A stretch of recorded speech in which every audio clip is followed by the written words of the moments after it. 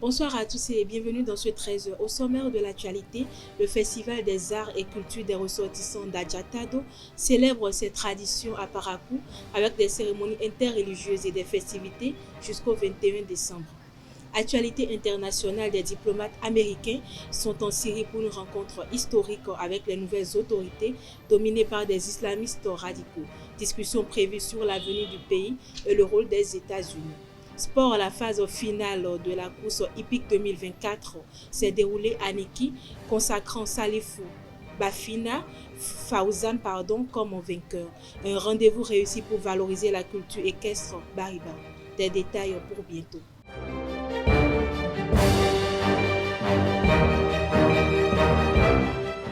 Mesdames et messieurs, à nouveau bonsoir. La 4e édition du Festival des arts et cultures des ressortissants d'Adjatado Festac a débuté le 18 décembre 2024 à l'école OCBN de Parakou. Des prières interreligieuses et une libation traditionnelle ont marqué l'ouverture. Selon Pierre-Léonard Renvi, président du comité, le festival valorise les divinités masquées, les mets typiques et les rythmes folkloriques d'Adjatado. Les festivités se poursuivent jusqu'au 21 décembre avec des étapes dans les 3 arrondissements et une grande célébration finale à l'école OCBN. Le village des Amazones photographes d'Afrique VAP Art est un événement dédié aux femmes et qui rassemble des passionnés de la photographie, des artistes et des amoureux de la culture africaine.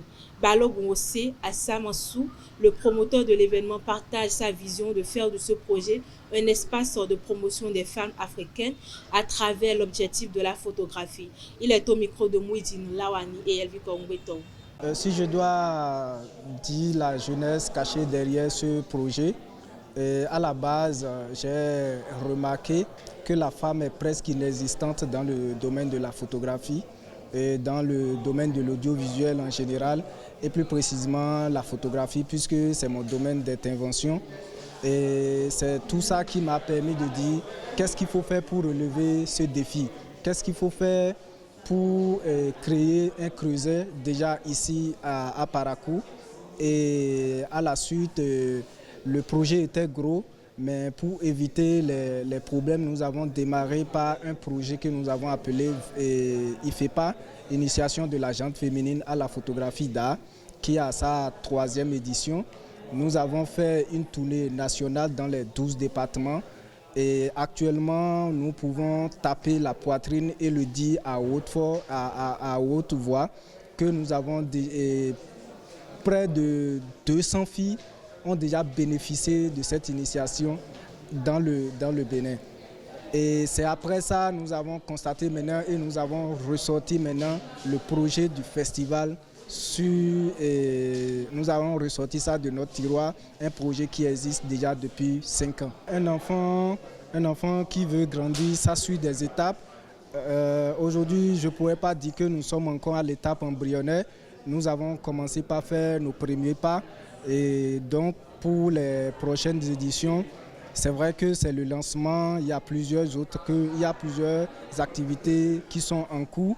Les séances de renforcement de capacité où nous avons invité un doyen de Lomé, nous avons invité un autre photographe du Nigeria pour des masterclass et faire des conférences et débats avec les filles pour qu'on puisse améliorer plus leur niveau dans le domaine, afin que la 2e édition soit plus grandiose que ça et que nous puissions rassembler plusieurs pays et que ce village que nous avons réussi à créer au sein d'une ville soit vraiment un village qui doit durer plus dans le temps. La 17e édition du marathon salésien de Parakou, prévue pour le 8 février 2025, suscite beaucoup d'engouement. Le père Daniel Deingbo nous parle de la particularité de ce marathon et les différents prix et trophées à remporter par les participants. Le marathon salésien de Parakou est un projet des Oblats de Saint-François de Sales mais avant tout un projet d'église qui a pour objectif la santé individuelle et sociale ou collective. En fait, c'est un projet qui vise le développement de l'homme et de tout l'homme. Travailler la tête, travailler le cœur, travailler aussi les mains. Donc c'est à la fois l'âme, l'esprit et le corps qui est visé ici. En fait, pour dire en un seul mot, on veut l'homme debout. Et sur la course organisée sur le marathon, nous avons pensé à tout le monde. Je veux dire les enfants, les jeunes, les adultes, les parents, les grands-parents aussi. Parce que vous allez voir sur la course, il y a un prix spécial pour course en famille. Quand les gens courent en famille, il y a un prix pour eux. Quand les gens courent en couple, je veux dire, monsieur et dame, papa, maman, ils courent ensemble, ils ont un prix à la fin, qui est un prix spécial pour couple. Il y a aussi, vous avez vu, on a décerné un prix pour la personne la plus obèse sur la course, pour dire que tout le monde a sa place.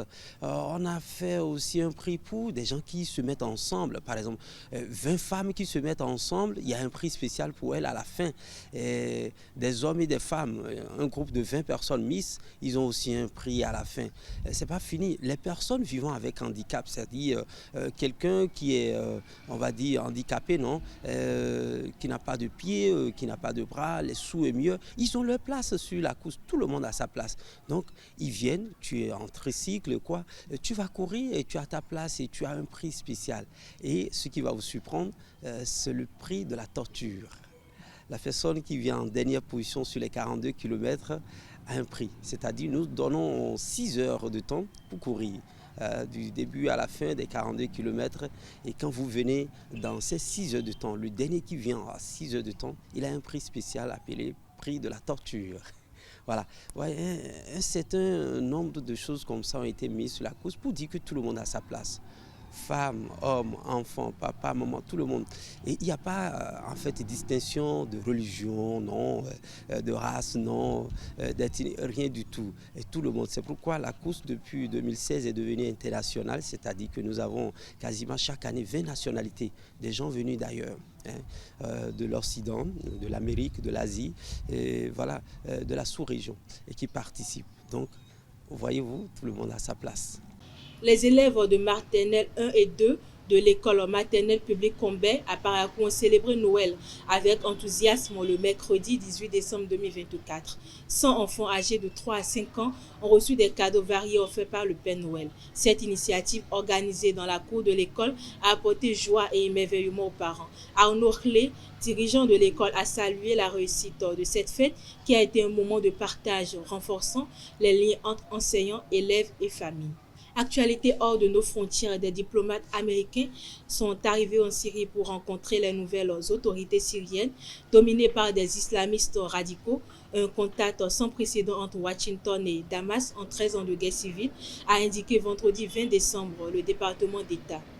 Les diplomates vont rencontrer les représentants de Hayat Tahrir al-Salam, une organisation classée comme terroriste par Washington, et de la société civile pour discuter de leur vision, de l'avenir de leur pays et de la manière dont les États-Unis peuvent les soutenir, a indiqué un porte-parole du gouvernement de l'État. Les autorités japonaises ont effectué vendredi une inspection sur une base aérienne militaire à Tokyo après avoir découvert en octobre que des produits chimiques potentiellement cancérigènes s'étaient échappés du site, a indiqué un porte-parole du gouvernement nippon. Des rapports avaient fait état de rejet d'eau contenant des PFOS, composants chimiques appartenant à la catégorie des PFAS, polluants éternels. Des agents de plusieurs institutions dont le ministère de la Défense et le gouvernement métropolitain de Tokyo ont mené une inspection sur place. Sport pour boucler cette édition, la phase finale de la course hippique 2024 s'est tenue le mercredi 18 décembre à Niki, berceau des cavaliers Bariba. 60 cavaliers issus des 8 communes du Borgou ont rivalisé d'adresse sur un parcours reliant la voie Trésor à la mosquée centrale. Organisé sans incident, l'événement a mobilisé autorités locales têtes couronnées et passionnés d'équitation, témoignant de l'importance de cette tradition. Les 5 meilleurs cavaliers, dont le jeune vainqueur Salifou Bafina, ont été récompensés pour leur performance. Au-delà de la compétition, cette initiative valorise la culture équestre et renforce la cohésion sociale. Rendez-vous est pris pour l'édition 2025 dans l'espoir de perpétuer cet héritage ancestral. La liste des candidats au comité directeur fédéral de la Fédération béninoise d'athlétisme a été dévoilée ce mercredi 18 décembre 2024.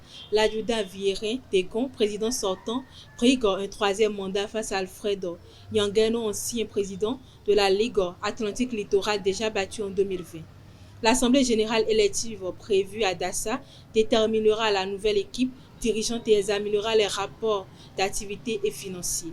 Favori, Viérin Tegon pourrait conserver son fauteuil, soutenu par ses alliés clés, Achille Aïrou, Rachel Gotonou et Okrino Villon. C'est tout pour ce 13h. Merci de m'avoir suivi. À très bientôt.